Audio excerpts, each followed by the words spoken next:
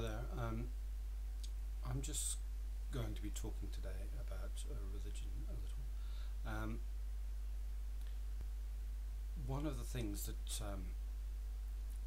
is a bit annoying to perhaps atheists is when they're asked, do you believe in God, or why don't you believe in God, or something of that kind.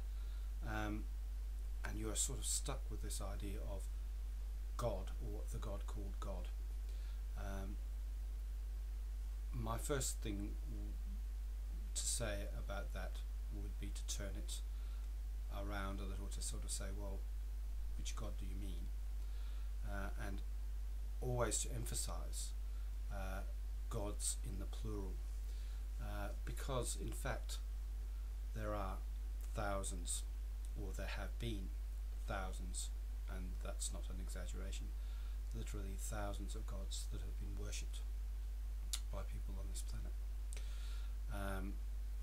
Just reading a little passage in the great classical writer Robin Lane Fox about the discovery of the island of Sardinia back in about the 9th century BCE, nearly 3,000 years ago, when the ancient Greeks colonized that island.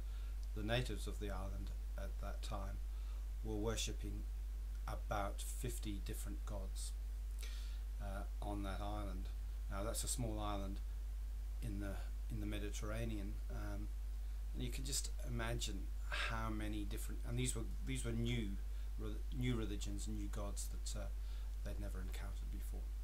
So you can just imagine how many gods had been developed by individual groups, cultures throughout Europe and in Africa and so on. It's a little bit like a species. You know, we talk about 99% of all the species that have ever existed are now extinct. It's the same sort of thing for gods. The vast majority of them are now, and certainly probably more than 99% of them, are now extinct. They passed away with the cultures that gave rise to them. But they were worshipped as every bit as fervently as gods are worshipped today, including the God called God. So I think it's worth emphasizing that when you're talking to people, why do you think your God is the correct God when there are thousands of other gods? It's the argument that, you know, you're actually all atheists. It's just that we go one God further. It's a good argument, but you also have to emphasize that these people actually are claiming priority for their God, and they have to actually provide evidence that their God, with its particular history, is the correct God, and all of the others don't exist. Why does this one exist and all of the others not exist?